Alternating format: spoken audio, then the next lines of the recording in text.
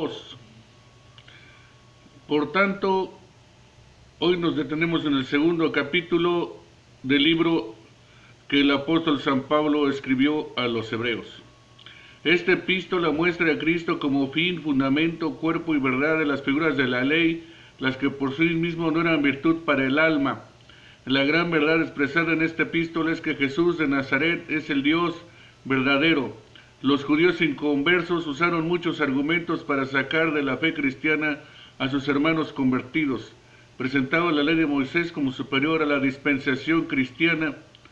Hablaban en contra de todo lo relacionado con el Salvador. Por tanto, el apóstol señala, y lo hace de esta manera. En el capítulo 2, por esto es necesario que prestemos más atención a lo que hemos oído, no sea que perdamos el rumbo.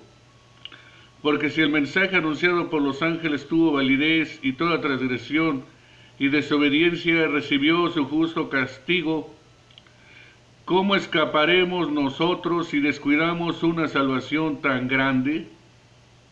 Esta salvación fue anunciada. ¿Cómo vamos a escapar? ¿A dónde nos vamos a escapar? Después de todo lo que Cristo ha hecho, encarnándose en la miseria de nuestra humanidad, Dios encarnado para salvarnos y para redimirnos. ¿Cómo vamos a escapar? ¿Cómo vamos a escapar si descuidamos una salvación tan grande? Esta salvación fue anunciada primeramente por el Señor, y los que la oyeron nos la confirmaron.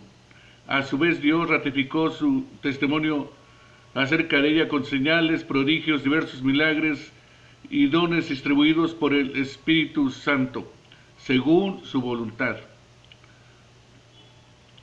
San Pablo va a destacar el papel de Jesús, y lo hace de esta manera. Dios no puso bajo el dominio de los ángeles del mundo venidero del que estamos hablando, versículo 5. Como alguien ha atestiguado en algún lugar, ¿qué es el hombre para que en él pienses? ¿Qué es el ser humano para que lo tomes en cuenta? Lo hiciste un poco menor que los ángeles y lo coronaste de gloria y de honra. Todo lo sometiste a su dominio. Y ahora habla del papel de la criatura creada por Dios, a quien Dios le concedió que pudiera dominar sobre la tierra. Dios puso bajo él todas las cosas. No hay nada que no le esté sujeto. Es cierto que todavía, sin embargo, vemos a Jesús que fue hecho un poco inferior a los ángeles, coronado de gloria y honra por haber padecido la muerte. Así, por la gracia de Dios, la muerte que él sufrió resulta en beneficio de todos, porque pagó mi culpa del pecado por efecto, a fin de llevar a muchos hijos de la gloria. Convenía que Dios, para quien y por medio de aquel todo existe, perfeccionara mediante el sufrimiento al autor de la salvación de ellos. O sea, que nos convenía que Dios, para salvarnos, ese mismo Dios que nos había creado, se hiciera criatura como nosotros y participara de nuestros sufrimientos para salvarnos. Tanto el que santifica como los que son santificados tienen un mismo origen, por lo cual Jesús no se avergüenza de llamarnos hermanos. Cuando dice, proclamaré tu nombre a mis hermanos, en medio de la congregación te alabaré. En otra parte dice, yo confiaré en él, y añade, aquí me tienen con los hijos que Dios me ha dado.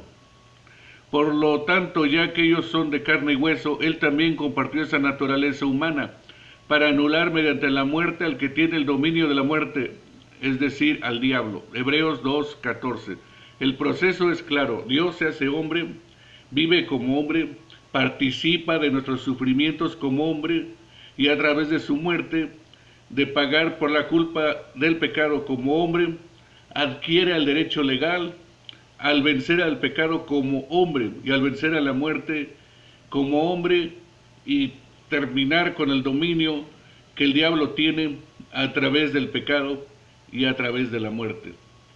Por eso dice, versículo 15, y librar a todos los que por temor a la muerte estaban sometidos a esclavitud durante toda la vida. Hebreos 2:15. El Señor vino para librar de la esclavitud, del pecado y de la muerte. Versículo 16. Pues ciertamente no vino en auxilio de los ángeles, sino de los descendientes de Abraham. Hebreos 2:16. Los ángeles están para auxiliar a la criatura, pero el Señor no vino a auxiliar a los ángeles de la muerte del Hijo de Dios, porque no tenían pecado. Él vino para librar a los descendientes de Abraham. Por eso era preciso que en todo se asemejara a sus hermanos, para ser un sumo fiel y misericordioso al servicio de Dios, a fin de expiar los pecados del pueblo.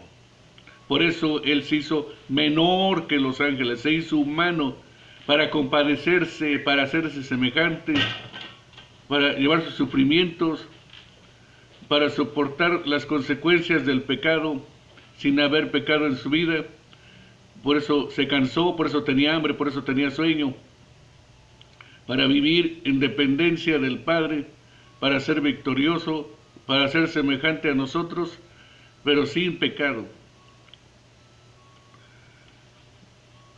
Versículo 18. Y por haber sufrido el mismo tentación, puede socorrer a los que son tentados. Por haber sufrido el mismo la tentación, puede sostener a los que son tentados.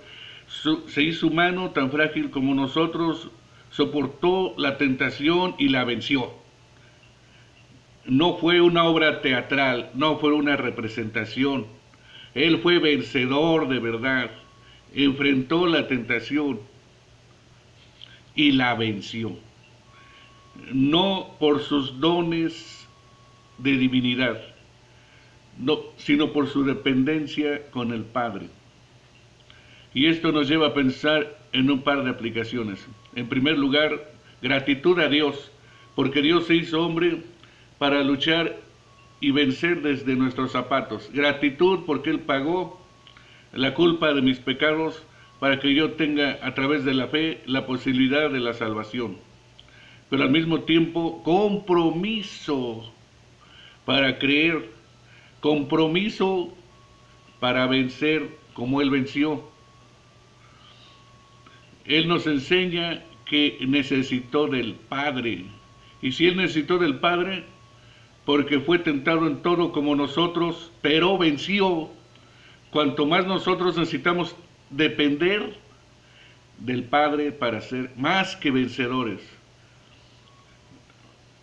Por eso en este momento, más que pensar en nuestra fragilidad, además de pensar en nuestra fragilidad, pensemos en el poder de un Dios que está dispuesto a concedernos su gracia para que seamos obedientes y vencedores.